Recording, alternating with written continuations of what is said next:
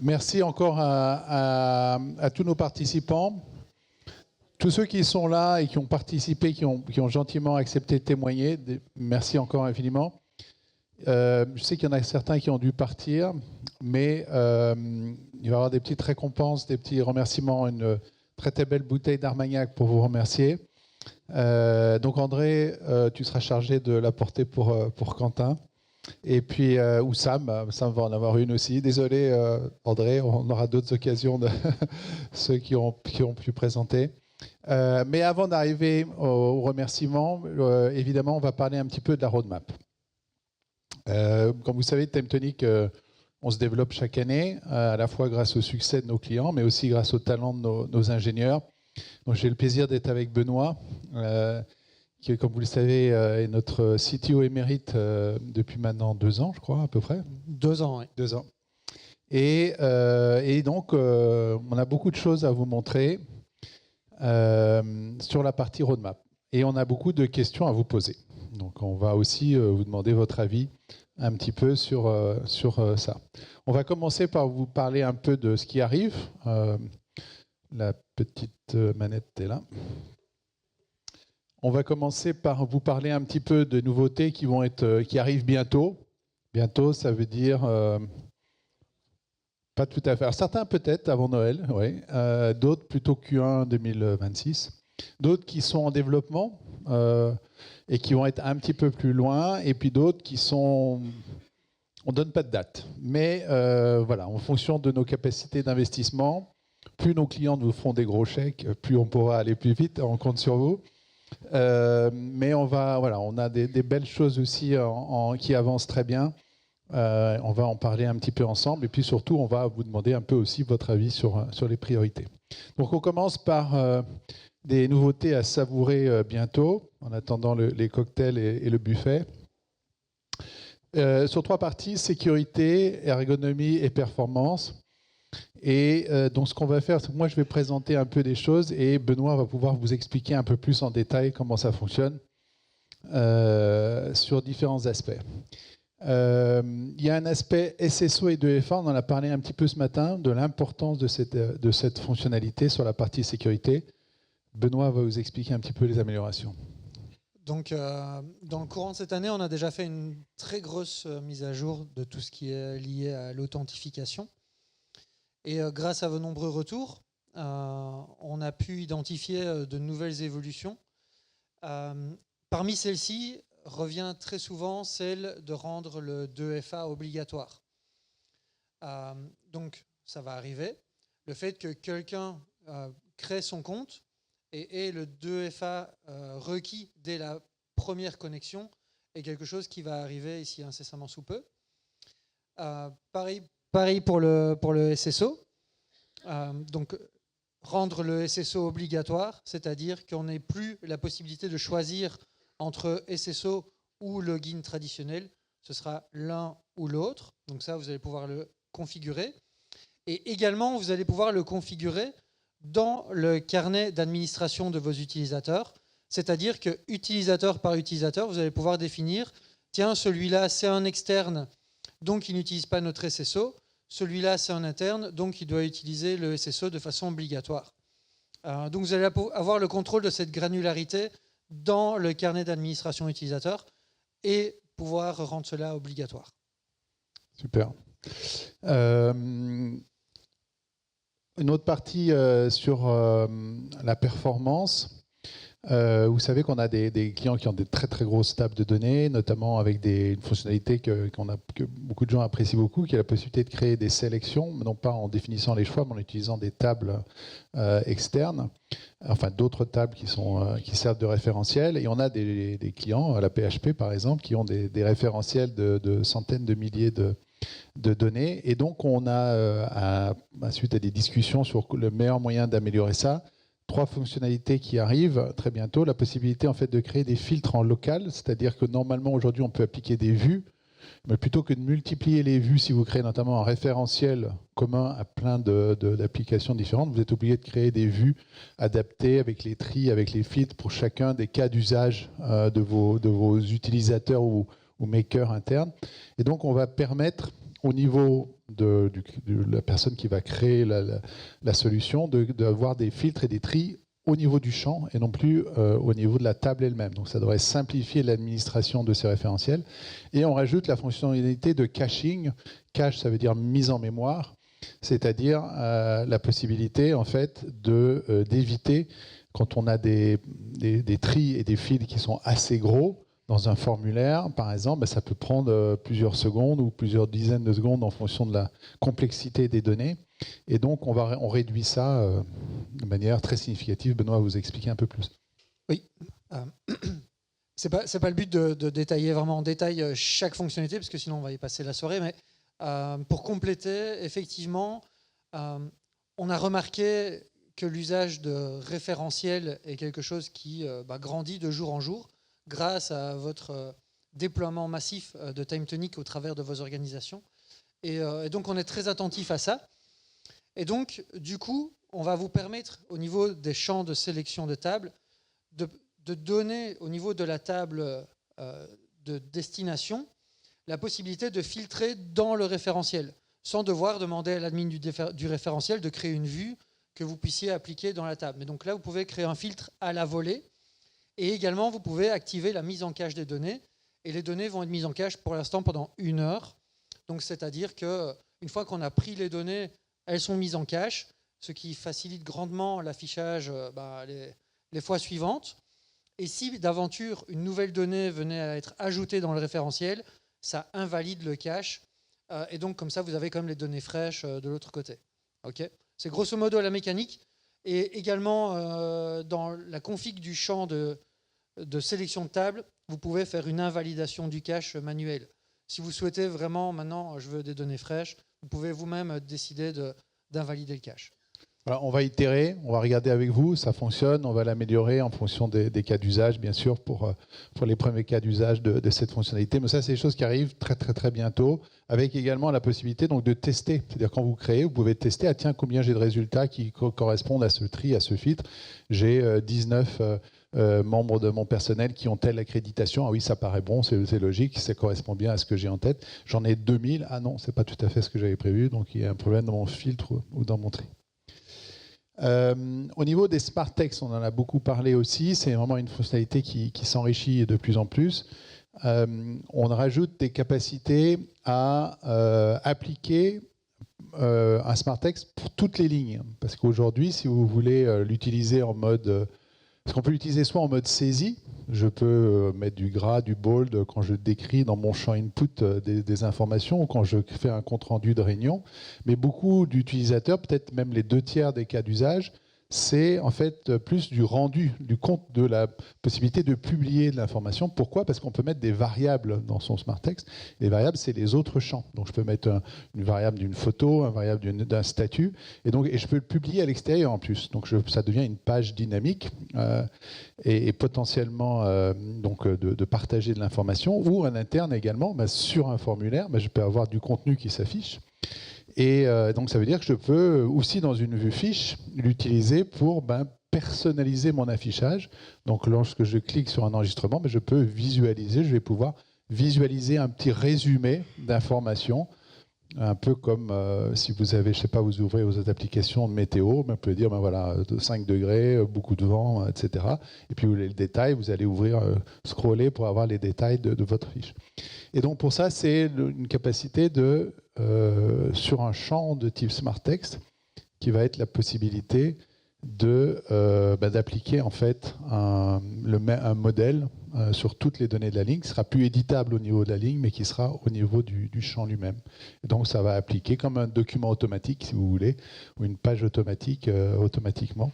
Et donc ça va être dans les fiches, dans les formulaires et dans tout ce que vous allez partager comme page de partage.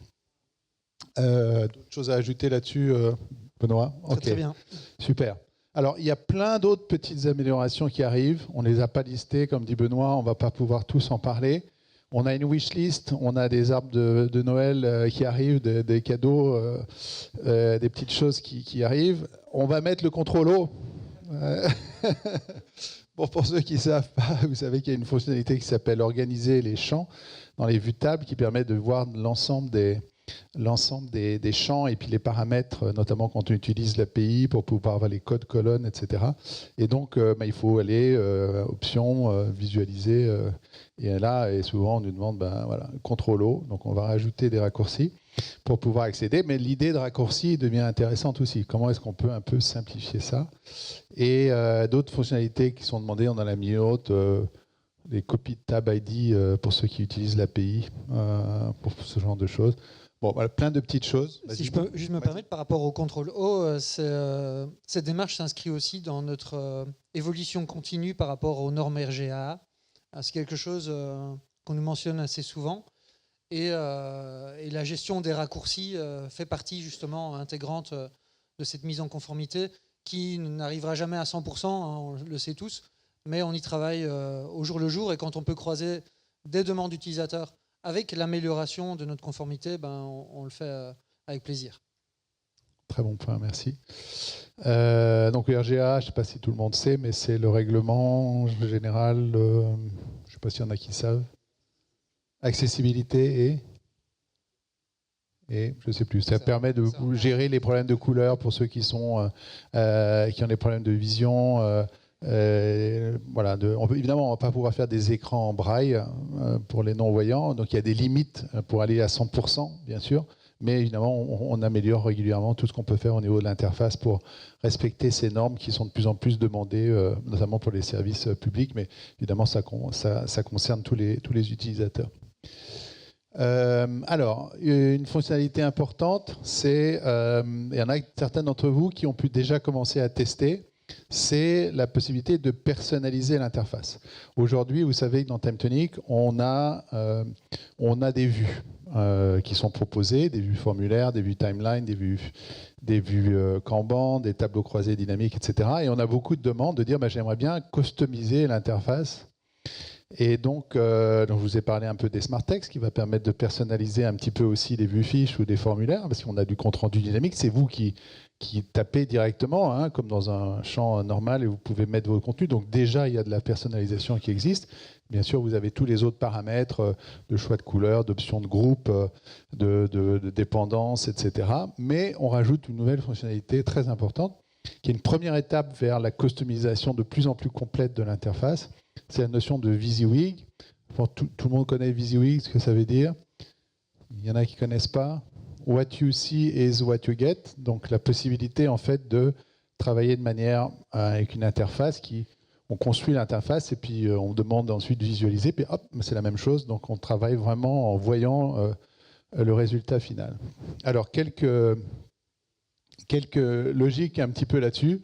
Je vais laisser peut-être Benoît présenter un petit peu plus certain nombre de choses qui sont dans cette nouvelle fonctionnalité. On commence donc, première étape, c'est le formulaire lui-même. Donc, avant de travailler sur les notions d'interface plus complète, on démarre par une première option qui est le formulaire. Donc, effectivement, le but est de donner un gros coup de pinceau, même plus qu'un gros coup de pinceau, c'est reconstruire un peu les murs autour de ce formulaire qui est fort utilisé et de plus en plus, en vous permettant de le concevoir vous-même. Donc ce n'est plus ces structures rigides qu'il y avait jusqu'à présent, mais un vrai builder, un vrai outil de construction de formulaires dans lequel vous allez pouvoir insérer vos champs, les déplacer, choisir l'ordre, les grouper, choisir les couleurs, les arrondis, le fond de page et toutes les options de mise en page que vous pouvez imaginer. Peut-être pas toutes, mais en tout cas, il y en a vraiment déjà beaucoup aujourd'hui. Les enchaînements entre les pages, les états, quand c'est rempli, quand c'est pas rempli, etc. Donc on a fait une première version, et je pense qu'il y en a déjà beaucoup. Est-ce que ceux qui l'ont déjà testé peuvent lever la main, peut-être? Ok. Ceux qui ont apprécié peuvent garder la main levée. Ok, ça m'assure. Donc oui, je pense que c'est une belle évolution. On a passé beaucoup de temps là-dessus. On a également pris vos feedbacks. Et comme l'a dit Jean-Michel, c'est également le socle vers après d'autres possibilités. C'est un socle technique qui nous ouvre également la possibilité de construire des pages dynamiques qui inséreront peut-être des vues en dessous d'images intégrées avec des textes, des rapports, des graphiques, que sais-je. Donc ça pourra évoluer de façon assez rapide et assez dynamique. Mais ici, on s'est concentré sur les formulaires. Donc ça arrive, et puis on écoutera bien entendu votre feedback pour faire évoluer. Donc objectif, normalement, sortie...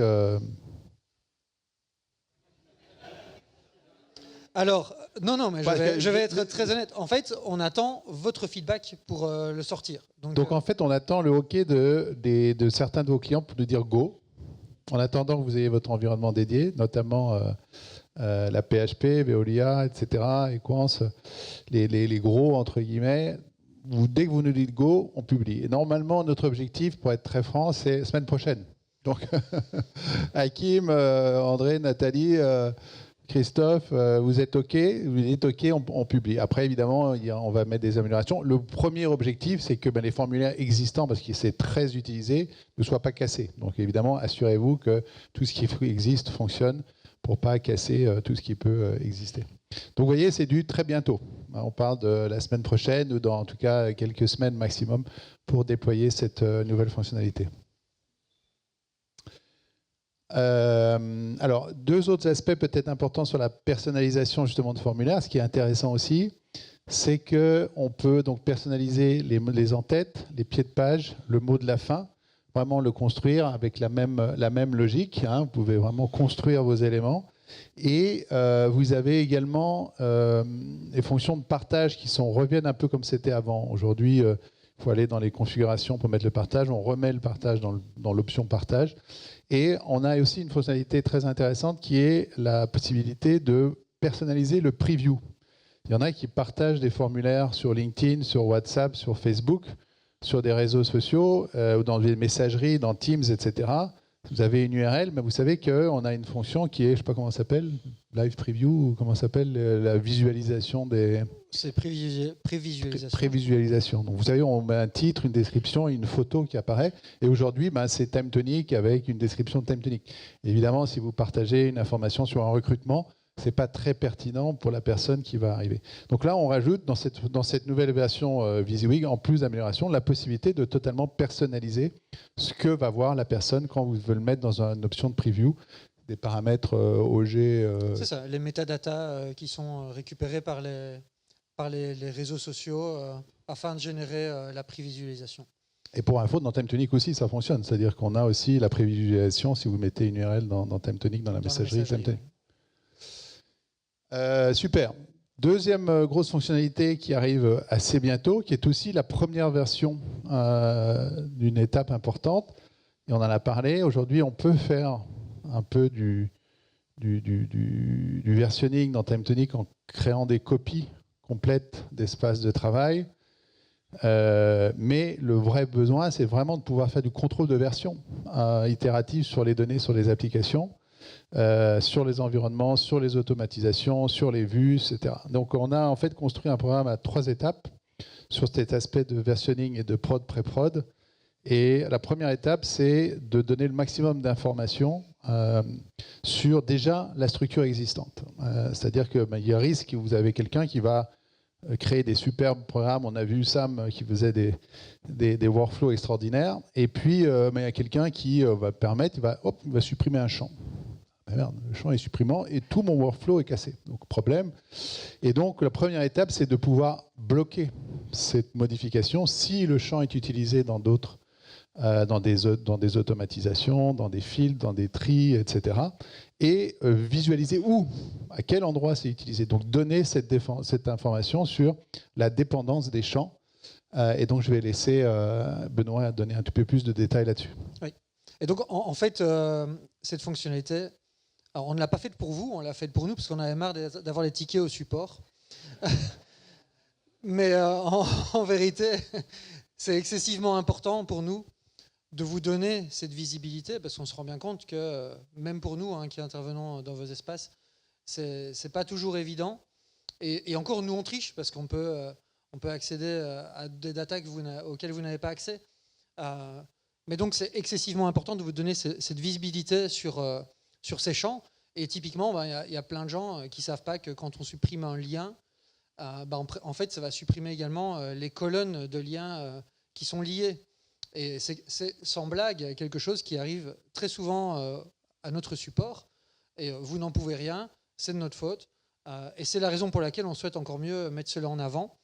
Donc maintenant, à partir d'un champ, vous allez pouvoir voir exactement partout où il est utilisé, que ce soit dans un filtre, dans la recherche rapide, dans une automatisation. Et le nouveau moteur, justement, permet de faire cela. Et vous serez averti lorsque vous tentez de supprimer ce champ, eh bien, vous serez empêché dans votre démarche si celui-ci a une dépendance. Donc, également dans les formules. Enfin bon, bref, je ne sais pas, tu sais combien il y a de possibilités de... Il y en a bien 10-12, hein, je pense. Hein. Ouais, une bonne dizaine de types de dépendances différentes. Donc, on est vraiment allé au bout du bout. Et voilà, on se réjouit de vous mettre ça dans les mains parce que tout le monde sera gagnant. Voilà, et même chose, ça c'est une fonctionnalité qui sort imminemment sous peu. Donc voilà, moi je souligne le travail de nos équipes là-dessus et je pense que c'est vraiment quelque chose qui va être apprécié par tout le monde. Un petit bravo. Absolument, ouais. sur ces deux.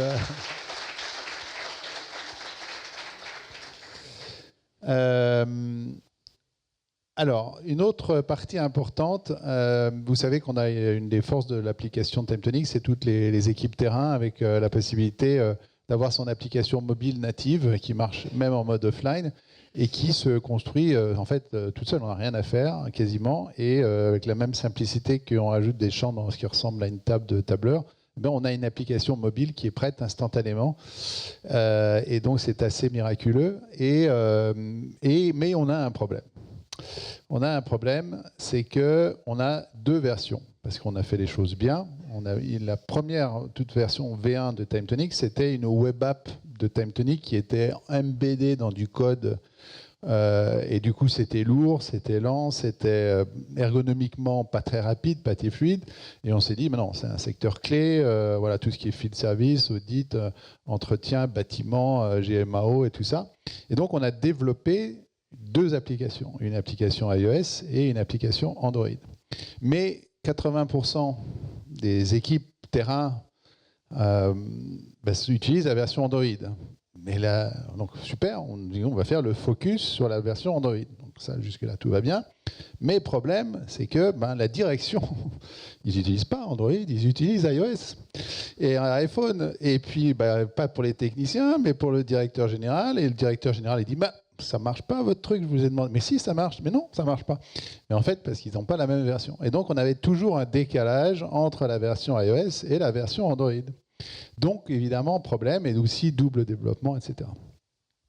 Et donc, ce besoin, il y avait aussi un besoin d'améliorer l'interface. Il y avait un besoin d'être plus moderne, parce que les designs évoluent. Tout le monde a les derniers iPhones plus modernes et les nouvelles interfaces. On voulait aussi pouvoir accélérer le code, le développement, parce qu'il y a toujours aussi un retard entre ce qui est disponible sur la version web et ce qui est disponible dans la version Android, puisqu'on est vraiment une app native, pour le coup, hein, c'est vraiment une écriture complète. Et ce besoin d'éliminer le décalage entre la version Android.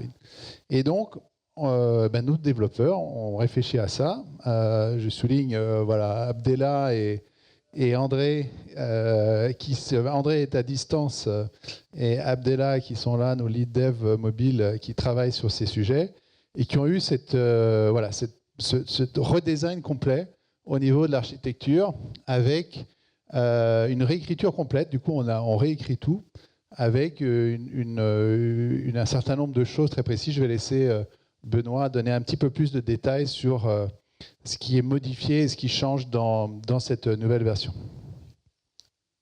Donc en termes de fonctionnalité, on va garder tout ce qui existe, mais repenser totalement l'interface. Donc également un gros boulot de Valentin. Donc tout a été fait en interne, hein, de travail en amont pour réfléchir à l'expérience utilisateur et repenser l'interface. Donc là, vous la voyez en mode dark, donc il y aura également un mode dark, un mode clair. Et partir sur une toute nouvelle architecture en termes également de réactivité de l'application, manière d'aller récupérer les données, de les resynchroniser, beaucoup plus réactif, beaucoup plus fluide, prendre moins de données, en envoyer moins, donc beaucoup plus optimisé également, et surtout d'avoir une parité entre la version iOS et la version Android. Et ça, c'est un gain énorme, parce qu'il y avait ce ce fossé qu'on n'arrivait pas à combler parce qu'on n'avait pas assez de ressources, justement, et qu'il fallait continuer à évoluer. Donc on repart sur une toute nouvelle techno, qui est une techno de Google. Kotlin, ouais. Kotlin, ouais, c'est Google. Et on a repensé tout de A à Z. En termes de fonctionnalité, tout y sera. Et à partir du moment où ce sera déployé, ça ira beaucoup plus vite pour mettre de nouvelles choses dedans. Voilà, donc en fait, tout ce qui est logique va être commun. Donc ça, c'est le même code. Ça va simplifier tout ce qui est l'architecture au niveau des liens, au niveau du mode offline, au niveau des bases de données, au niveau de la synchronisation avec le site web, à partir des conditionnalités, à partir des relations entre les données, etc. Donc tout ce code est commun. Donc ça veut dire que s'il y a un bug sur une synchronisation, ça se produira aussi bien sur iOS qu'Android, et donc on va pouvoir corriger pour tout le monde en même temps. Et donc ça veut dire que le reste, ça va être déjà, le design va être évidemment commun, ça veut dire qu'il y aura juste la partie vraiment visualisation qui va être différente, et donc ça va permettre de déployer quasiment instantanément les versions iOS et les versions Android, avec une grosse amélioration de la performance également, comme on disait, une grosse réarchitecture également du système, et donc la capacité à développer des nouvelles fonctionnalités aussi beaucoup plus rapidement et en commun vers les deux plateformes. Donc on a partagé quelques petits écrans des améliorations sur alors, les modes. Malheureusement, la projection n'est pas extraordinaire. Une nouvelle présentation sur la home, vous allez avoir accès aux raccourcis qui sont sur le web aussi directement, la possibilité de définir aussi une mode de présentation différente, de pouvoir présenter les données, nouveau mode fiche beaucoup plus aéré, beaucoup plus agréable à utiliser, des modes de personnalisation avec tous les aspects de notification, etc. La manière de visualiser les données, la manière de visualiser les fiches, la saisie, pour la saisie, etc. Bon, ça ne donne pas très très bien, regardez là, c'est un tout petit peu mieux. Mais voilà, un gros travail d'amélioration sur les écrans de la version mobile, et du coup tout ce qui est derrière aussi. Donc, juste peut-être ajouter par rapport à cette V3, pour tous ceux parmi vous qui utilisent beaucoup l'application TimeTonic aujourd'hui, il faut savoir que cette V3 sera une nouvelle application. Donc on ne va pas vous obliger à migrer. Ce process de maturation, et je comprends très bien que vous puissiez dire cette appli, on l'utilise, elle fonctionne bien, on n'a pas envie de repartir sur une nouvelle appli qui vient juste d'être développée, qui est peut-être un peu moins mature et qui doit aussi faire ses maladies de jeunesse. Donc on ne va pas vous obliger à migrer, et c'est la raison pour laquelle on a décidé de repartir à zéro sur une nouvelle application. Donc il y aura 2 applications dans le store, elles vivront en côte à côte jusqu'à ce qu'on dépréquette la version actuelle, mais ce n'est pas pour demain. Donc on vous laissera le temps de migrer à votre aise, et on laissera à cette nouvelle le temps de maturer à un niveau suffisant pour pouvoir couper l'autre, l'actuel. Super. Moi, je pense qu'on peut applaudir un petit peu aussi nos équipes, parce que franchement, c'est une super amélioration pour ceux qui travaillent là-dessus. Alors, une petite chose, on va parler d'IA un peu plus souvent, un peu plus, et on continue. Vous savez qu'on a démarré au tout début. Vous savez peut-être, ceux qui ont des anciennes cartes de visite de TimeTonic, parce qu'il y en a qui ont... On en parlerait après. Bref, on avance sur plein d'aspects de l'IA. Et une des fonctionnalités qui est très intéressante, c'est, vous savez qu'aujourd'hui, quand on fait des automatisations, on peut passer des variables dans le prompt. On peut dire, voilà le champ numéro de téléphone, voilà les informations, tu dois écrire le résultat à tel endroit, voilà le sujet de l'email, etc. Et donc, l'IA est alimentée par des données, mais alimentée par des données d'un enregistrement, donc d'une ligne. Et si on veut passer à un contexte, on ne peut pas aujourd'hui de manière simple. Il y a des manières de tricher avec des lookups et des liens, etc. Mais c'est plus compliqué. Et je vous donne quelques exemples. Vous faites du support client, vous avez une base de connaissances de toutes les réponses que vous avez auxquelles vous avez déjà répondu. Et donc, il y a un email qui arrive, il y a une question qui est posée. Avant de répondre, vous n'aimez rien, qui est peut-être une réponse suggérée par l'IA. Le support technique va pouvoir ensuite donner sa propre réponse, validée, mais c'est super s'il a accès à la base de connaissances. De la même manière, si vous avez une réponse à un appel d'offres, eh ben, j'ai 5000 questions de sécurité, j'ai un DLA infernal qui me prend 3 mois à répondre, et ben voilà, je sais que j'ai déjà répondu à un super questionnaire Veolia, eh ben ça tombe bien, je vais pouvoir donner les infos, je repasse mes questions, et bing, tac, tac, tac, j'ai toutes mes réponses, en tout cas une première version, qui va être disponible, alors peut-être un peu trop verbeuse, peut-être avec des hallucinations, donc à vous de vérifier bien sûr ce qui va être derrière, mais quel gain de temps extraordinaire de pouvoir alimenter dans ces processus de support, de marketing, de travail en interne, d'avoir un contexte passé dans ces automatisations. Pour le moment, on parle des automatisations.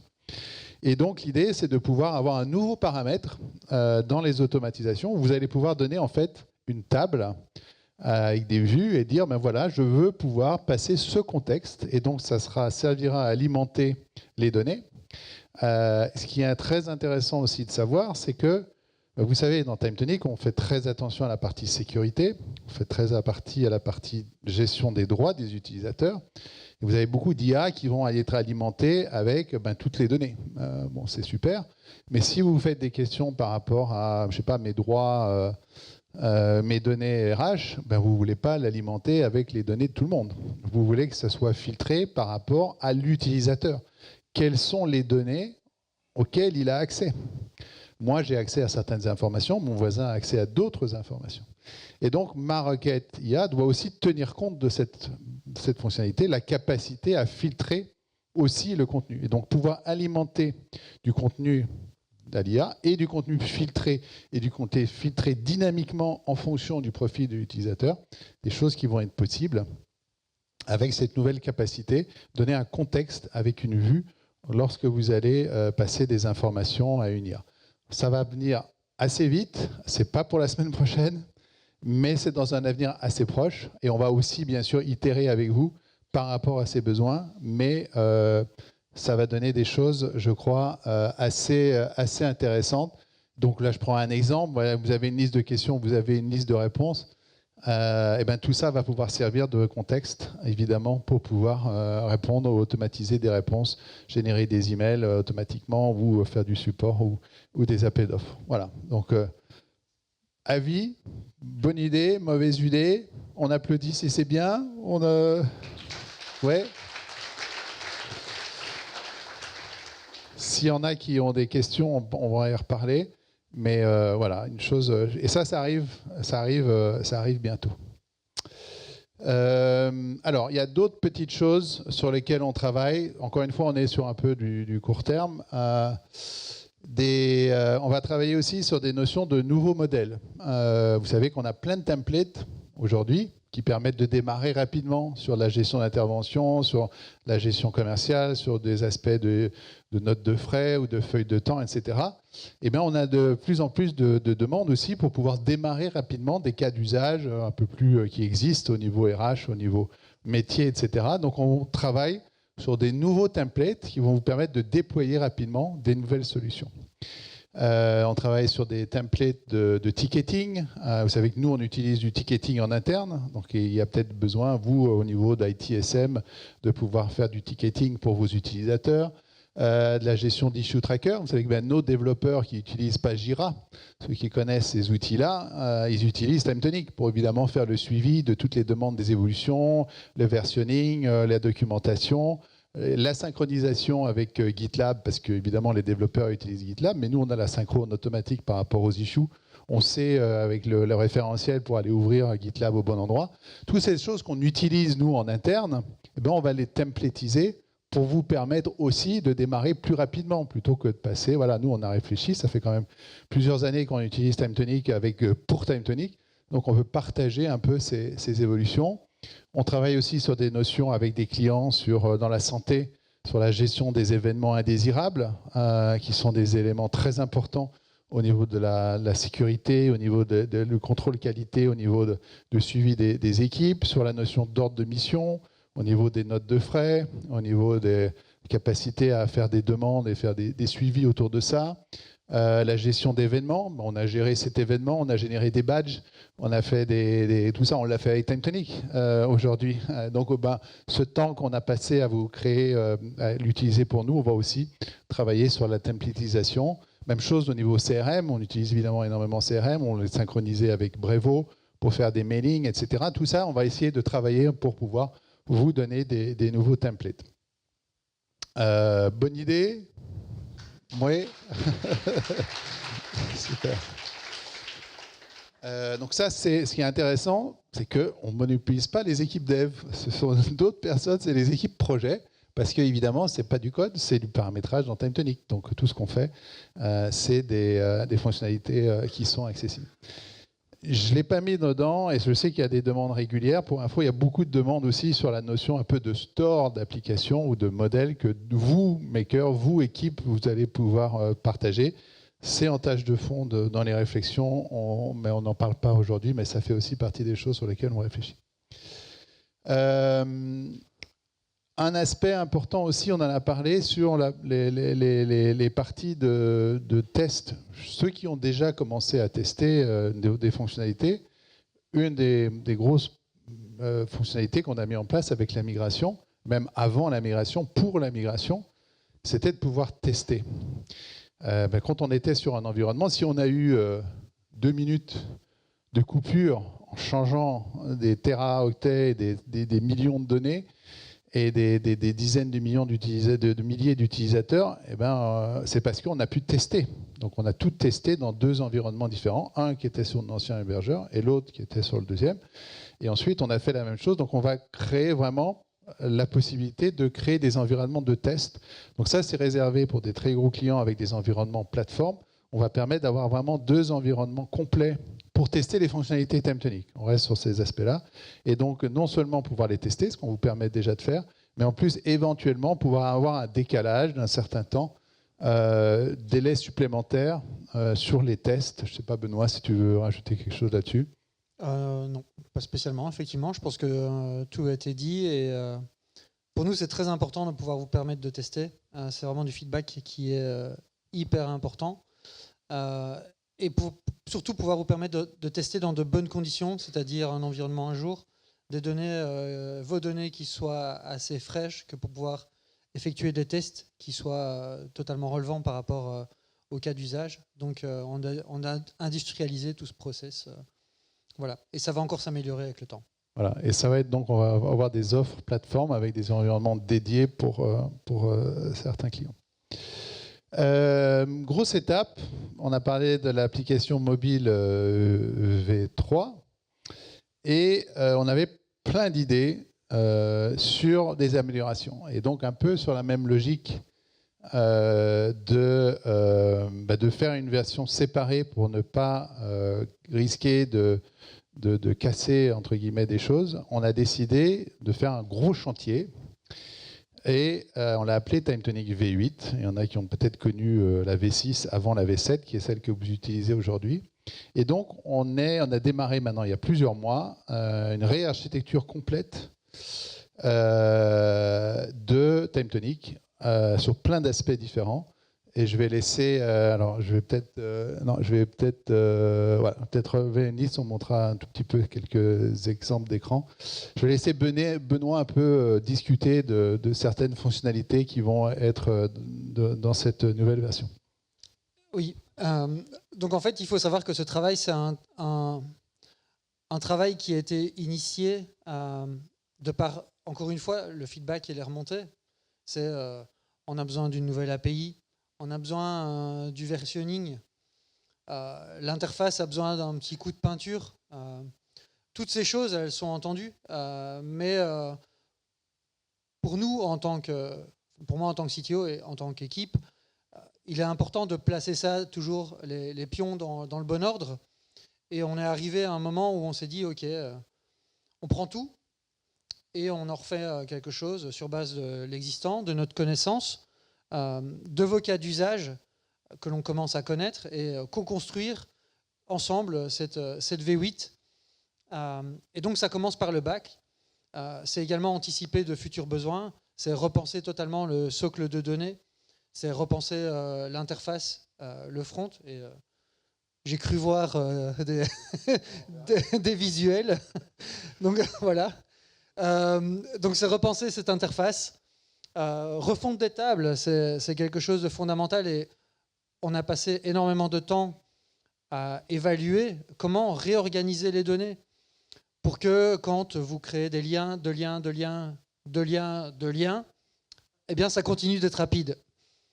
Ce qui n'est pas forcément le cas aujourd'hui. Et donc tout ça, ce sont des besoins que vous avez créés, et merci pour les remonter, dont on a totalement tenu compte dans cette nouvelle architecture. Nouvelle API REST, qui permettra de connecter avec un Swagger qui va bien, une doc OpenAPI. Et parce que demain, les utilisateurs de TimeTonic ne seront peut-être pas forcément des gens qui ont des mains comme nous, mais peut-être des agents IA, très certainement même. Et donc, les agents sont les nouveaux utilisateurs TimeTonic, peut-être. Des tableaux de bord intégrés à l'interface. Le front builder, on en a très légèrement parlé. Et puis le versionning, encore une fois, je reviens dessus, mais on sait à quel point c'est crucial pour vous. Et alors, on souhaite le mettre en œuvre, mais vraiment de façon optimale. Et directement vous offrir quelque chose qui répond à votre besoin, plutôt que d'avoir des itérations incrémentales sur quelque chose qui répond à moitié à votre besoin. On va vraiment faire quelque chose de bien dès le début. Juste quelques commentaires sur ce qu'explique là. C'est vraiment donc en fait un énorme chantier. Et à un moment donné, c'est un peu évidemment, je dis à Benoît, mais il faudrait telle fonctionnalité. On a Veolia qui nous dit on aurait telle chose, on a Gequance qui nous dit on veut telle chose, on a PHP qui veut telle chose, on a un TimeTonicien sur le Slack qui dit franchement j'aimerais bien avoir telle chose, il me manque c'est super. Donc on a plein de demandes et puis on essaie, on réfléchit, on a notre propre vision d'un certain nombre de choses. Puis à un moment donné, Benoît il me dit écoute, je veux bien rajouter un Velux, mais le mur, il y a des choses là, avec la quantité d'étages et de toits et de machin, les fondations, il faut aussi penser à la scalabilité globale. Ça sert à rien de rajouter un Velux si le mur il commence à un petit peu trembler quand ça commence à être un peu gros. Et donc, voilà, il y a eu un gros travail de Benoît aussi pour me dire Jean-Michel, à un moment donné, on arrête la wishlist, on arrête l'arbre de Noël, et puis on repense tout.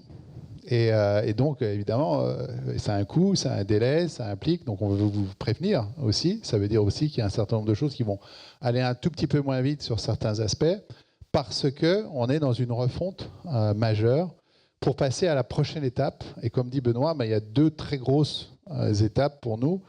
La première, c'est qu'on a évidemment des quantités de données et de nombre d'utilisateurs et de nombre d'utilisations qui explosent. Ça, c'est une très bonne nouvelle, évidemment, pour tout le monde. Ça veut dire que la plateforme est de plus en plus utilisée, qu'elle répond à des vrais besoins et on en est ravis. Mais il faut pouvoir supporter tout ça de plus en plus. La partie hébergement est faite. Maintenant, il reste aussi toute la partie sécurité, reprise est faite. Il reste la partie maintenant fondation de base. Et puis, effectivement, il y a de plus en plus de demandes IA. Et c'est normal. Et évidemment, on est les premiers à réfléchir à ça depuis très, très, très longtemps. Et un des aspects qui est très important, si on veut faire demain du vibe coding ou du vibe no coding, ceux qui connaissent l'expression vibe coding, c'est-à-dire pouvoir créer du code sans programmation, nous, on va permettre de faire du vibe no coding, c'est-à-dire je vais pouvoir dicter mon interface en fait. Et si je veux pouvoir dicter mon interface et que je veux le faire de manière sécurisée, raisonnable et fiable, on va dire on ne va pas laisser l'IA contrôler notre SI, il faut trouver le moyen de lui permettre de faire ça dans un cadre contrôlé et donc lui permettre d'avoir accès à un certain nombre de choses et autoriser ce qu'elle peut faire ou pas. Mais la première partie, et on en parlait un peu sur la partie documentation aussi, de pouvoir accéder, quelles sont toutes les automatisations, qu'est-ce qu'on a comme paramétrage, qu'est-ce qu'on a comme champ, qu'est-ce qu'on a comme formule, qu'est-ce qu'on a comme paramètres de vue, et lui donner accès par API, parce qu'on va avoir un accès extérieur, en fait. Donc, tout ce qui est métadonnées. Donc, l'étape API, ça paraît une ligne comme ça, mais en fait, c'est critique aussi pour travailler sur toutes ces fondations de base d'évolution au niveau de la plateforme. Et donc, voilà, ça, c'est une étape très importante. Le front builder, on en a parlé aussi. Donc, il y aura effectivement des aspects, nous, on va vous faciliter le travail pour vous, mais aussi pour peut-être des IA qui vont vous aider à construire votre interface, mais dans un environnement cloisonné. On ne va pas lui permettre de faire du JSON, enfin du JavaScript avec de l'HTML qui part dans tous les sens. Personne ne connaît le code et on ne sait pas si c'est fiable ou pas. Mais non, ça sera dans un environnement contrôlé, time-to-nique, donc on saura que le résultat est fiable et sécurisé. Et puis la version, le contrôle est aussi extrêmement important, donc tout ce qui va être versionning est très, très important. Voilà, on aura l'occasion d'en parler. Est-ce qu'on ne vous a pas fait trop peur avec cette V8 ? Ça vous semble intéressant ? Oui ? Oui ?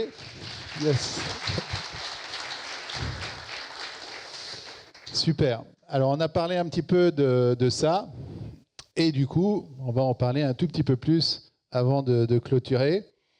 Et l'IA dans tout ça, comme vous savez, eh bien, il y a pas mal de choses qu'on fait déjà. J'en parlais sur la carte de visite. Les premières cartes de visite, je ne sais pas si ceux qui ont connu, il y avait un petit bonhomme qui s'appelait Sam, désolé Sam, qui était en fait le futur agent ou conversationnel qui allait pouvoir à la fois interroger ces données, à la fois faire des actions et en même temps pouvoir faire plein de choses avec ces données. Et avec toujours cette logique data first qui est en fait, c'est pas l'interface qui compte.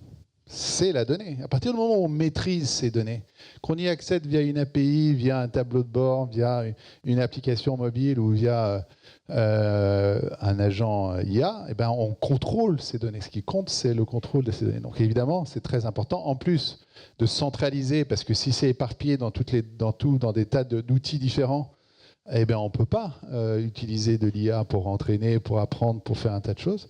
Donc cette centralisation et cette approche data first, évidemment, est à l'origine aussi de la force et de la vision de time-to-nique. Mais donc le premier SAM, c'était ça, le petit bonhomme, c'était un petit ours, et c'était ça la vision. Et pour info, mon fils, Alexis, a fait une première version d'un chatbot qui marchait. On pouvait interroger des questions, on pouvait poser des questions, interroger ces données. Quel est le résultat, le statut du projet Air France ? Est-ce que tu peux changer le statut à terminer, s'il te plaît, etc. Donc, c'est des choses. C'est pas lui qui appelle.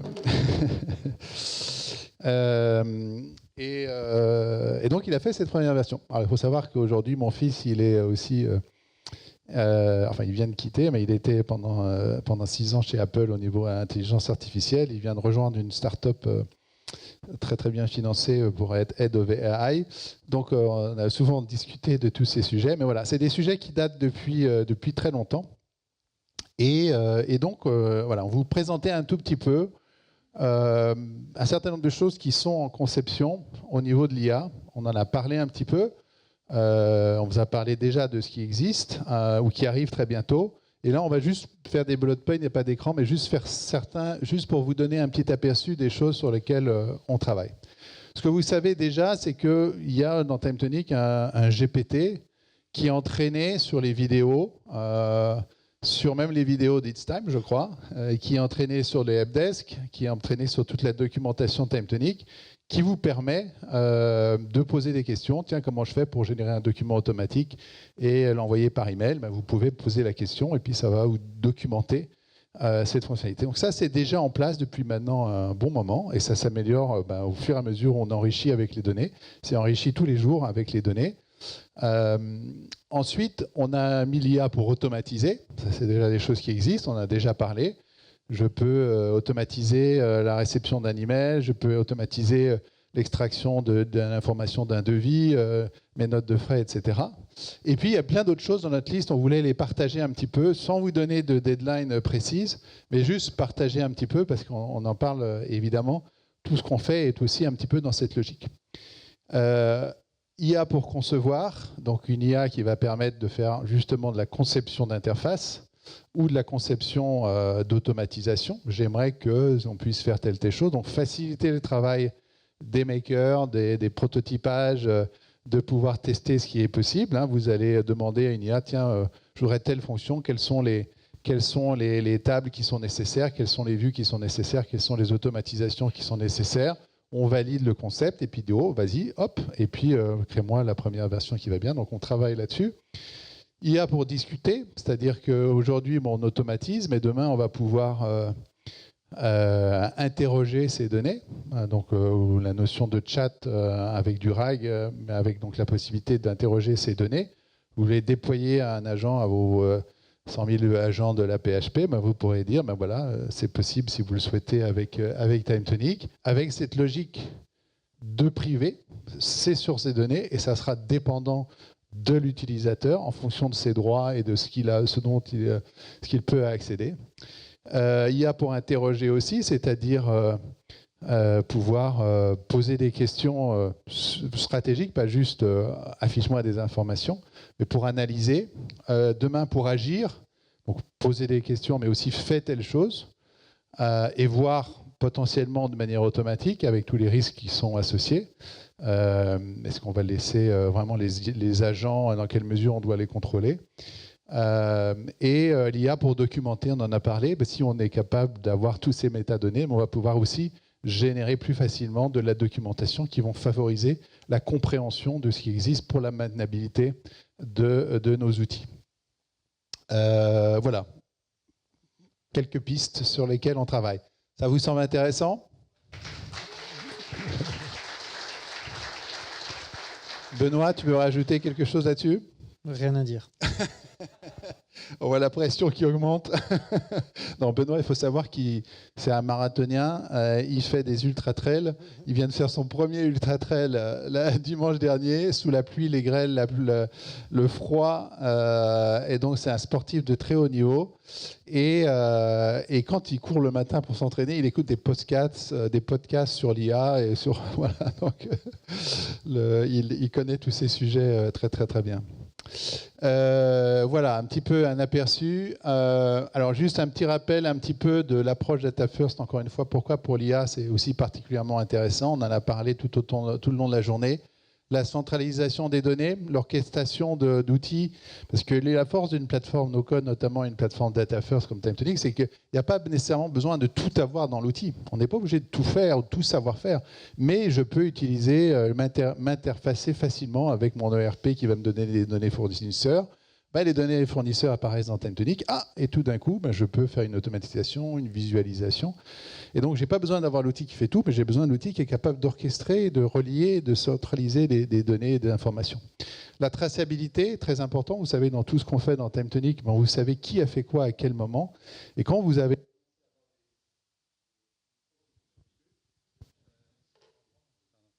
Merci. Quand vous avez commencé à avoir non plus des personnes, mais potentiellement des agents qui font des modifications, vous avez envie de savoir qui a fait quoi et quand et pourquoi. Donc cette traçabilité est évidemment essentielle également. L'aspect sécurité, on en a parlé aussi. Tout ce qui est la scalabilité, tout ce qui est la performance et tout ce qui est le contrôle. Donc la possibilité de savoir que l'interface, c'est pas n'importe quoi, le back, c'est pas n'importe quoi, les automatisations, c'est pas du n'importe quoi. Tout est fait dans un environnement contrôlé.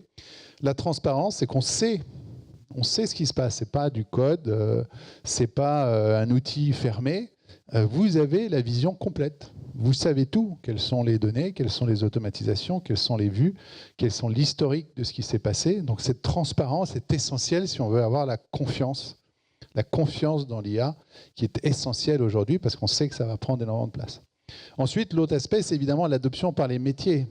C'est la force aussi de TimeTonic.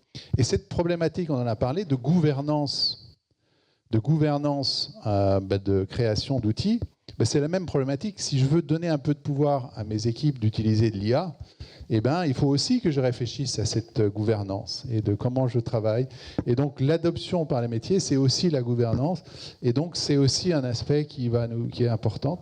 Mais avec l'adoption par les métiers, mais la gouvernance par les SI, c'est-à-dire d'avoir les deux possibilités, donner cette flexibilité, cette autonomie, mais d'avoir la traçabilité, d'avoir le contrôle, de savoir qui a fait quoi et de pouvoir gérer des droits, des versions, etc. Voilà. Donc, c'est un peu résumé pourquoi l'approche Data First TimeTonic va aussi être extrêmement utile pour l'adoption de l'IA au sein des entreprises. Voilà. Alors, je suis très en retard sur mon programme. Je vais faire une partie remerciements.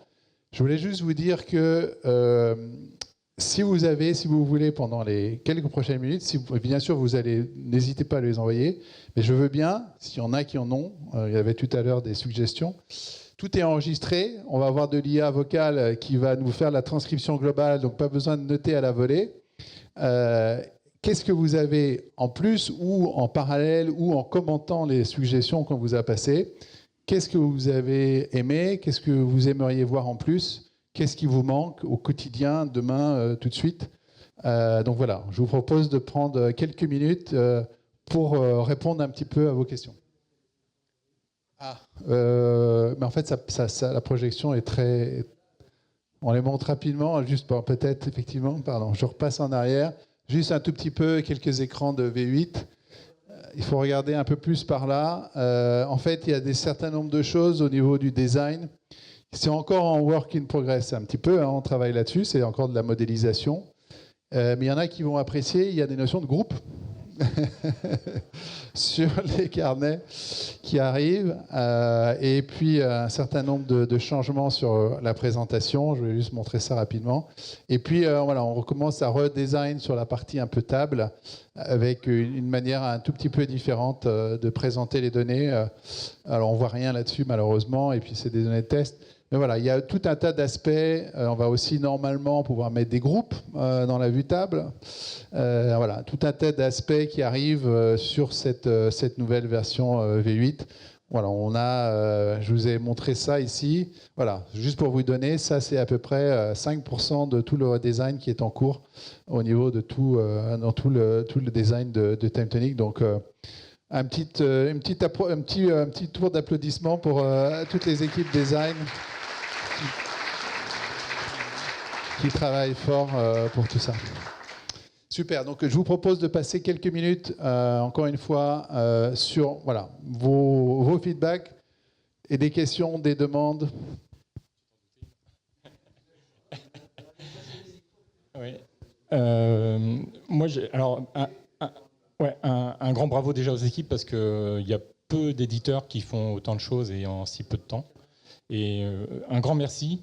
Par contre, plutôt que de faire moi j'aimerais bien qu'on évacue des petites nouveautés, ouais, plutôt que des gros trucs, peut-être sur un mois, je sais pas. Mais tout ce qui est, par exemple, les tests de caractères, on est obligé de passer par Excel pour faire du search, enfin voir si la chaîne y correspond. On est obligé de passer par des outils externes, alors qu'on pourrait le faire si on insérait un peu plus de formules dans TimeTonic, et les formules qui sont très bien.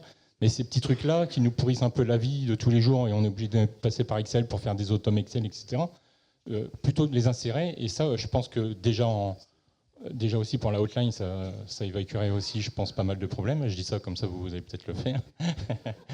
Mais c'est plein de petits trucs comme ça qui nous pourrissent la vie et qui pourraient être fait tout de suite. Ouais. Ouais.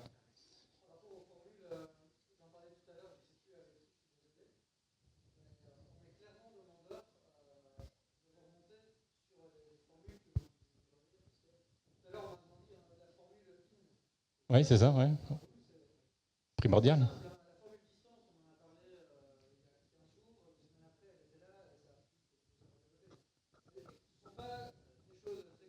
Oui, c'est ça, ouais.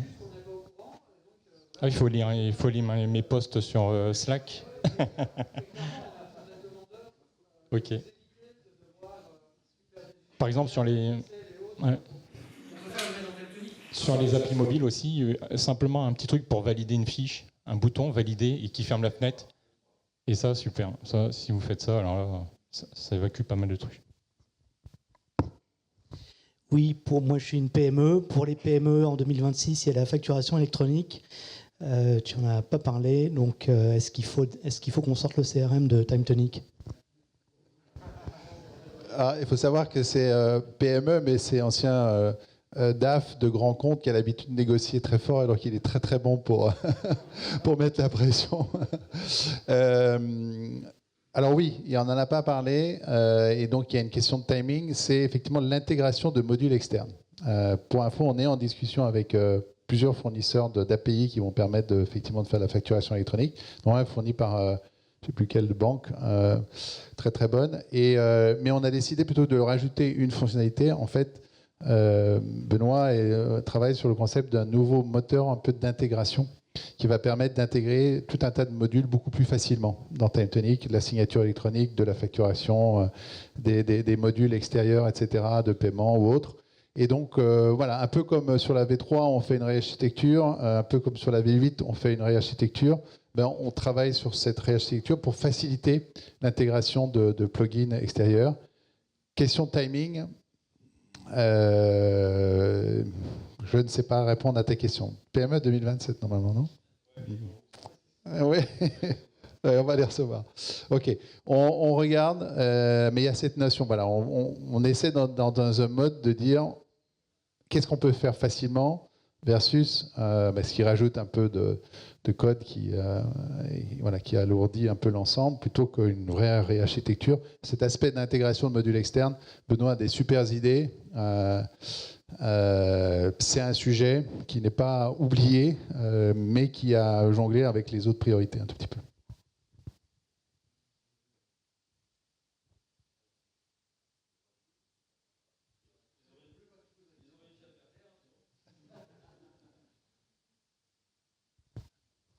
On m'entend? Oui, c'est bon. Petite question sur les vues. La puissance de TimeTonic, c'est de faire des vues à l'infini et de s'en servir à la fois sur des vues utilisateurs dans des carnets miroirs ou des vues techniques. Là. Donc aujourd'hui, moi j'ai des carnets qui ont des fois entre 30 et 100 vues. On n'est peut-être pas loin. Voilà. Et donc ces vues sont distribuées dans des carnets utilisateurs, dans des cockpits utilisateurs. Et donc dans le carnet responsable d'affaires, ça s'appelle planning. Dans le technicien, ça s'appelle planning. Chez l'assistante, ça s'appelle planning. Pourtant, c'est pas la même vue. Et de mon côté, tout ça, ça s'appelle planning. Donc soit je les nomme aujourd'hui planning assistant, planning responsable d'affaires, planning technicien. Voilà. Qu'est-ce qu'on peut faire pour gouverner toutes ces vues, s'il vous plaît? J'en rêve la nuit. Pas de faire des cauchemars non plus, quoi.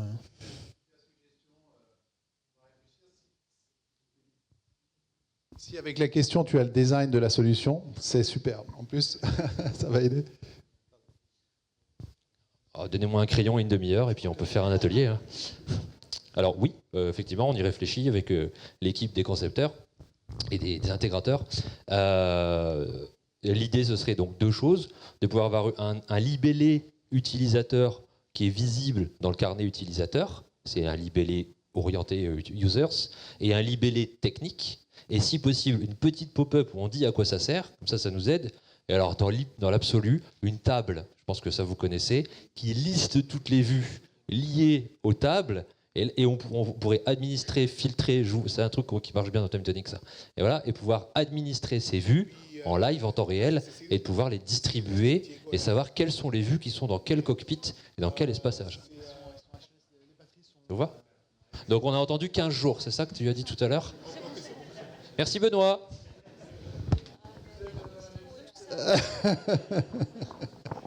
Merci beaucoup Quentin, super suggestion effectivement. Encore une fois, si vous avez des irritants et des moments, des choses. Est-ce qu'il y a d'autres idées, questions? Oula. Alexandre?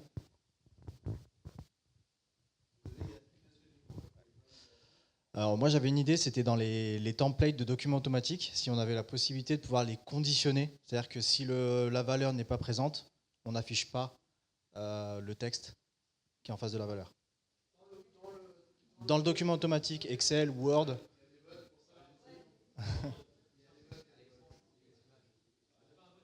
Ah oui, et puis pouvoir filtrer aussi améliorer la quantité d'images qu'on peut générer dans les autodocs. Aujourd'hui, on est limité à, je sais pas moi, peut-être 500 images. Après, au bout d'un moment, le Word, le PDF ne se génère pas du coup. Ouais. Merci beaucoup. Oui, effectivement, c'est pas le problème. TimeTonic qui génère très bien. Le problème, c'est qu'on utilise des outils Microsoft pour la conversion Word PDF, et effectivement, il semble qu'il y a un problème. On a ça dans la pile là en ce moment. Et sur les templates du coup personnalisables, ce serait quelque chose. Les templates, c'est intéressant. Ouais. Conditionné. Okay. Ouais, pour qu'on ait les variables, s'il n'y a pas de contenu, tu veux ne pas une option pour dire ne pas afficher. Ça. Faire de la condition, du if else un peu dans des templates quoi. Ok, des else if. Tu valides, Hakim? Oui, tout à fait. Mais j'avais juste une petite question. Pour revenir sur la formule in, c'est vrai que j'étais frustré aussi par rapport à la formule. Pas frustré par rapport au fait qu'elle n'était pas dans TimeTonic, c'est que je l'avais trouvée dans la documentation. Donc je me posais la question, est-ce que c'était une anticipation de la documentation sur cette nouvelle formule IN, mais elle est bien dans la documentation. Voilà. Je pense qu'elle était prévue et qu'à un moment donné, elle est sortie de la liste D'accord. pour une raison. Et juste pour finir, vraiment très basique, l'affichage du nombre de lignes d'une table. Voilà, tout simplement. Super. Erwan, merci beaucoup, Hakim. C'est pas tant une idée que déjà une réaction, c'est que on va avoir du boulot pour mettre à jour la formation. Parce qu'on l'a pas dit, mais cette formation, l'idée c'est qu'elle soit fréquemment mise à jour, la formation e-learning. Hein. Et juste une réaction aussi sur que ce soit la V8, là, ce qu'on a vu en termes d'interface, le WYSIWYG, le mobile, ça en termes d'UX, de user-friendly, d'accessibilité, là ça va être un gros cap qui va être passé. Et ça c'est vraiment super. Et il y a quand même un retour que je t'avais déjà fait, mais que j'avais trouvé intéressant. Il y avait une boîte d'agro-services, boîte très traditionnelle dans le Sud, qu'on avait formée à l'IA pendant une journée sur ChatGPT. Et on les avait formés sur TimeTonic le lendemain. Et en fait, naturellement, ils ont compris comment, autour de l'IA, tu pouvais construire des solutions de bout en bout, des interfaces, des automatisations. Et ils s'en sont même pas rendus compte qu'ils étaient en train de faire du no-code. Ils sont partis de l'IA, donc c'était IA first et ensuite data first. Et je sais pas comment, mais en tout cas, moi, ça dit quelque chose sur l'interface, le fait que, sans s'en rendre compte, ils intégraient l'IA dans un système. Naturel. Super. Voilà. Merci beaucoup pour le feedback. D'autres suggestions, questions? Marc-Olivier?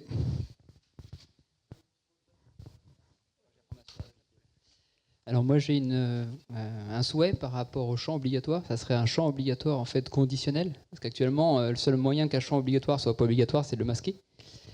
Et voilà.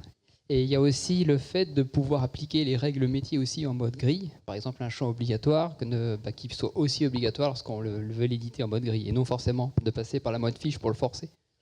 Alors 2 questions, 2 réponses. La première, c'est que j'ai oublié de le mettre, mais ça arrive dans la version à savourer bientôt, le require conditionnel. Donc ça, déjà, super, ça fait plaisir, ça arrive tout de suite. C'est aussi une demande d'André, et André nous a dit, j'ai retenu, si on a ça, TimeTonic est imbattable, donc voilà, ça a été évidemment priorité numéro 1. Deuxième question, c'était quoi déjà, pardon? Alors, et là, ça par contre, je ne sais pas, parce que je ne comprends pas en fait. Parce que si tu as un champ, c'est une table. Et là, il est visible et l'autre pas visible. Comment c'est le require conditionnel ou c'est la visibilité conditionnelle? Non, c'est le obligatoire conditionnel. Ah, le require. Ok. Mais comment, si c'est une nouvelle ligne, je comprends. Mais c'est-à-dire que comme c'est sauvegardé au fur et à mesure, tu passes à l'élément d'après et on ne sait pas quand tu as terminé. Ça serait valable uniquement en mode fiche à ce moment-là. Ouais, si tu as une solution logique pour l'expérience utilisateur, je veux bien y réfléchir, mais j'avoue, je ne vois pas, moi personnellement. Pour moi, en y réfléchissant comme ça, je me dis qu'à partir du moment où tu aurais du obligatoire conditionnel dans ta table, la saisie en mode ligne t'ouvrirait automatiquement la fiche, t'obligerait à passer par un processus de saisie qui te permettent d'avoir une validation, parce que ta donnée nécessite une validation. Mais bon, c'est la première chose qui me vient à l'esprit. Hein. Et un dernier souhait aussi, ça serait de pouvoir avoir les boucles dans les automatisations. Ça, c'était prévu, mais j'ai dit, on fait une V2 des automes et on fera la V3 avec les boucles. Attends, pardon, excuse-moi Edouard, je te donne. Moi, c'était concernant les vues calendrier. Il y a une navigation qui est un peu fastidieuse pour aller loin, alors qu'elle est très pratique dans les éléments date picker. Donc si on avait quelque chose qui permettait de naviguer dans les années comme on peut le faire, là, je pense que c'est quelque chose qui peut être intéressant. Et aussi peut-être définir les dates d'ouverture, parce que c'est vrai que tout le temps, quand on est en vue semaine, tout le temps être à minuit, quand on navigue, ça ne permet pas de voir exactement ce qui se passe simplement en faisant défiler, ce qui peut être assez pratique de pouvoir se dire, nous, nos horaires, c'est du 8h, du 9h, nous, on est plutôt sur une activité du soir, et voilà, peut-être le définir dans des options de la vue calendrier. Super, je concorde parce que moi aussi ça me saoule d'avoir minuit puis de devoir scroller à chaque fois que je veux voir mes événements du calendrier, donc je suis tout à fait d'accord. Et sur le today qui est aussi telle date en fait pour naviguer à tel endroit, je me demande si c'est pas déjà en dev. itération là, sur tout ce qui est timeline et calendrier. Alors je regarde Fabien, je ne sais pas où il est. Il est parti. Je ne saurais plus dire exactement ce qui est dedans, mais on va reboucler avec Sandrine. Mais de fait, ici, il y a toute une série de belles améliorations, justement liées au positionnement, en fait, de ne pas chaque fois revenir au même endroit et tout. Je ne sais pas le dire de mémoire exactement ce qu'il y a dedans, mais certainement que des choses vous conviendront dans ce qui va sortir ici la semaine prochaine.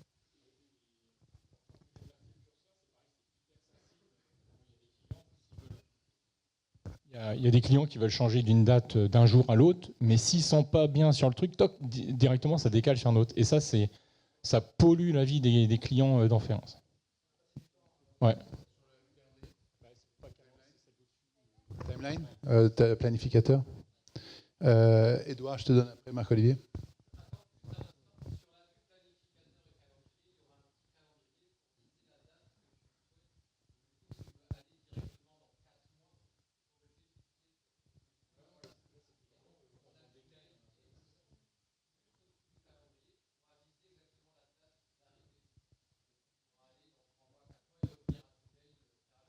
Donc la réponse, parce que si c'est pas enregistré, on va pas l'avoir.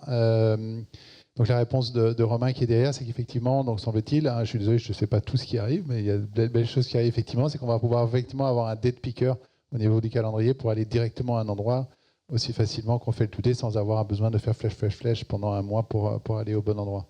C'est bien ça. Super. Edouard, pardon. Oui, c'était une suggestion que j'avais déjà posée à la dernière keynote.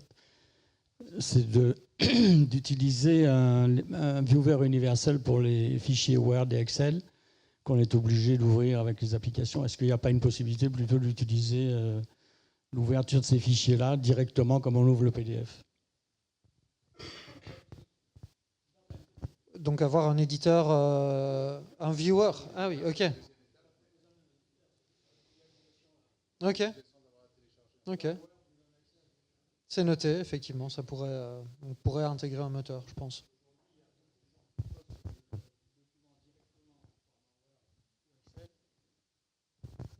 Beaucoup d'utilisateurs aujourd'hui postent des documents en pièces jointes en Word et Excel.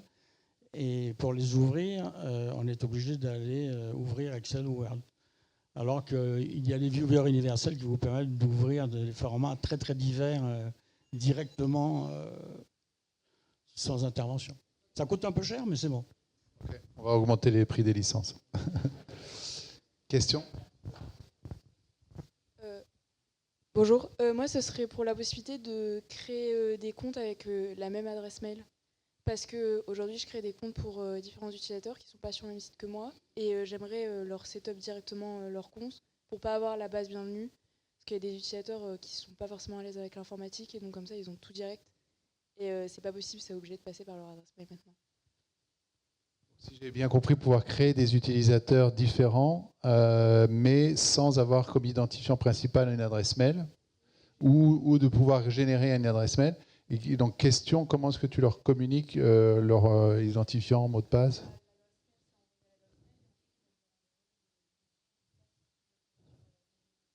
Ok, donc une même adresse ou une version en gros standardisée pour pouvoir gérer ensuite le déploiement ou l'information plus facilement. Ok, intéressant comme demande. On a eu une question un peu semblable pour des utilisateurs qui potentiellement n'ont pas d'adresse mail pro, qui sont des intermittents, des gens qui viennent de manière...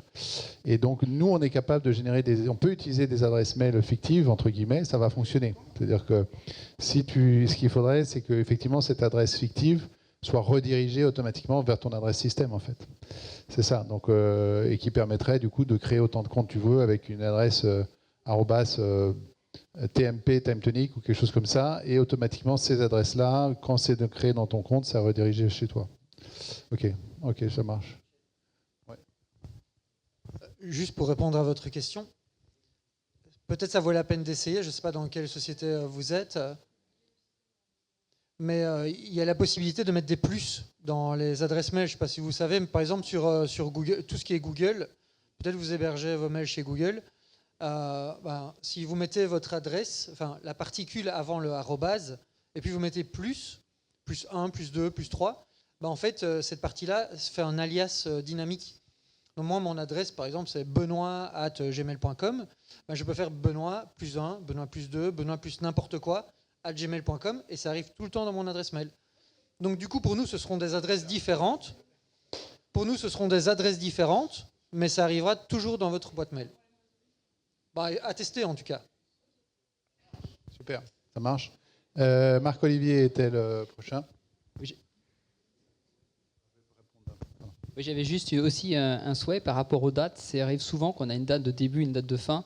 Et en fait, j'aimerais pouvoir coupler les deux dates pour que d'un point de vue métier, on puisse simplement dire que la date de fin sera forcément ultérieure à la date de début. Et actuellement, pour le faire, parce que j'aime bien contraindre les utilisateurs, tout le monde le sait, pour le faire, c'est pas simple parce que derrière, il va falloir positionner finalement un champ pour savoir si c'est valide ou pas. Et c'est pas très simple pour l'utilisateur de comprendre qu'il est bloqué. Une formule qui valide si c'est bon. Ça serait en fait de dire finalement il y a deux colonnes dates et peut-être une colonne date comme cochée comme étant la date de fin. Et les deux colonnes sont liées et du coup forcément la date de fin est ultérieure.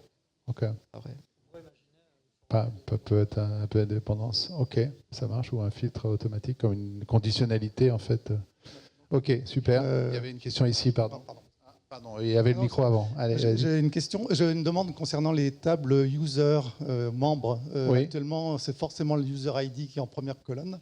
Et quand on veut faire une vue filtrée sur par exemple pour mes informations, c'est forcément l'user ID. Et l'user ID, les gens ne connaissent pas forcément. Il serait bien que ça soit par exemple le prénom ou même une formule, quoi.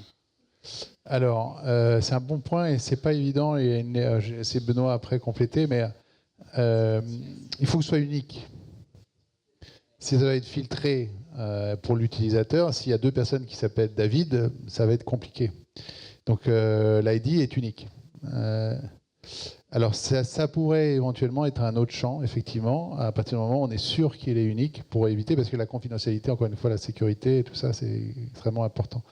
Je note, on enregistre, et on va regarder, réfléchir à ça. Merci pour la suggestion, je comprends le besoin. Je sais pas si... Oui. Pardon. Je prends du coup la suite, c'est gentil. J'avais plusieurs demandes en plus. Bien pour coller au menton. Alors, ce serait pour savoir si c'était possible de forcer un format de fichier qui serait mis à disposition. Par exemple, nous, on a des formulaires de remboursement de frais de mission. Souvent, les agents vont nous transmettre en fait des images et nous, notre logiciel SAP n'autorise que des fichiers PDF. Donc, on voudrait en fait pouvoir forcer ce format de fichier de façon à ce que, même si on le met dans la description comme quoi il faut le télécharger en PDF, que ça n'accepte que du PDF. D'accord, donc c'est une condition, de la même manière qu'on peut forcer l'export en PDF, veut dire forcer l'import en PDF. Exactement. Dans un champ de type pièce jointe. Par exemple, ils peuvent mettre, ce sera encore mieux, de mettre éventuellement que la personne mette une image et que nous, quand on le télécharge en PDF. Alors après, effectivement, l'autre option, ça peut être conversion automatique en PDF, même si c'est une PNG ou un JPEG ou autre, ça peut être intéressant comme réflexion. Ok, super, merci beaucoup. Oui, pardon, d'autres questions? Je monopolise la parole. Non, il n'y a pas de problème. Il faut jamais me donner le micro. Hein.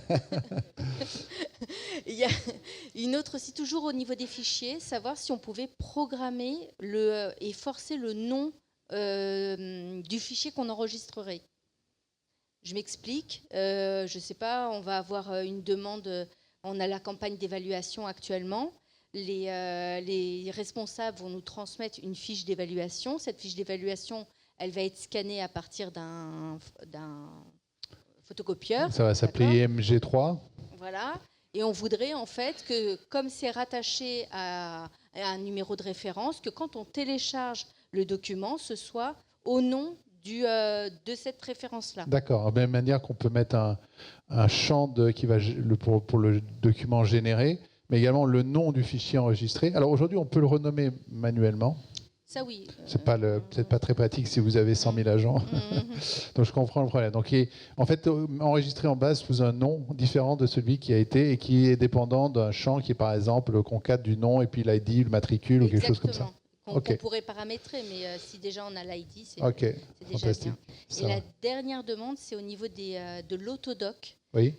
Où j'ai vu qu'il y avait, parce que j'ai assisté à la formation lundi, mardi, où on pouvait, avec le Smart Text, formater en fait, et passer par un chemin beaucoup plus rapide. Mais ça n'empêche qu'au niveau du formatage du fichier, en fait, ça rentre pas. Il faut quand on génère l'autodoc, on ne peut pas paramétrer la hauteur des lignes, par exemple, la largeur des colonnes, et du coup, ça rentre pas dans le fichier. Donc, on est obligé de passer par un format Word ou un format Excel, peu importe. Mais du coup, quand on veut télécharger une nouvelle version, on est obligé d'aller rechercher le document, le télécharger, de bien sélectionner, parce que le bon modèle. Voilà, sinon c'est celui d'avant qui prend le pied. Et donc du coup, c'est pas très facile. Très pratique. Alors, deux choses. La première, c'est quand vous faites des champs autodoc, moi, ma recommandation, c'est de ne pas mettre le modèle dans la colonne, de le mettre en colonne liée d'un modèle associé. C'est ce qu'elle nous a expliqué. Voilà, oui, ça franchement c'est super parce que vous avez tous les modèles dans une table, très pratique, ouais. Et vous pouvez en mettre autant que vous voulez, les adapter, les mettre version 1, version 3, version 4. Vous êtes sûr de vous y retrouver et puis mettre avec après un truc automatique ou pas pour dire c'est cette version qui est la bonne version. Donc ça c'est la première chose, ça simplifie beaucoup de choses d'administration. La deuxième, ça effectivement, le Smart Text, c'est pas... Vas-y, il y a des solutions. En fait, je ne vais malheureusement pas vous répondre avec une solution, mais juste plutôt vous conscientiser sur le fait que le Smart Text, c'est de l'HTML. L'Autodoc, c'est un format propriétaire qui est le format de Word. Et malheureusement, on ne sait pas faire de miracle. Et il y aura toujours des différences entre l'HTML rendu au format Word. On essaye de faire le maximum pour vous donner le plus de similitudes et se rapprocher. Mais malheureusement, à l'impossibilité nulle n'est tenue. Et voilà, alors on entend et on va regarder peut-être des petits détails spécifiques. Mais si vous allez dans votre boîte Gmail et que vous faites imprimer au format Word ou PDF un mail, des fois ça ressemble à rien. Ah oui, je suis d'accord. Et ça, c'est exactement la même problématique en fait. Vous mettez de l'HTML dans du Word et malheureusement, ça n'est pas la même chose parce que c'est pas du tout le même usage. Mais voilà, on y travaille. Oui, vous inquiétez pas, il y a beaucoup d'évolutions qui sont très très bien. J'ai des requêtes de couper, je suis désolé. J'ai une dernière question. Je suis désolé de te faire passer en dernier, mais c'est vraiment la dernière. Merci pour l'annonce de ce roadmap très ambitieux. Je reviens sur le point de la dépendance. C'est une excellente nouvelle d'annoncer la protection des dépendances.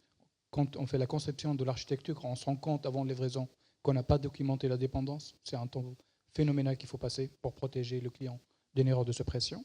Et je voulais savoir si il était envisageable ou possible de faire la même protection pour les valeurs d'un champ, pas pour le champ lui-même, comme la liste des choix.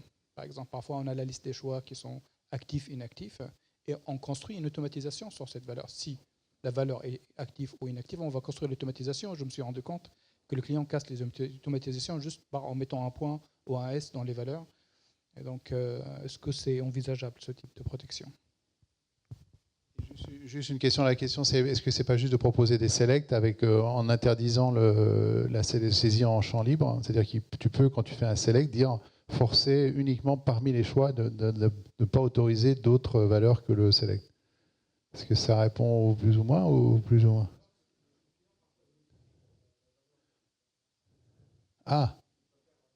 d'empêcher la modification du paramètre lui-même, du champ. Ah oui.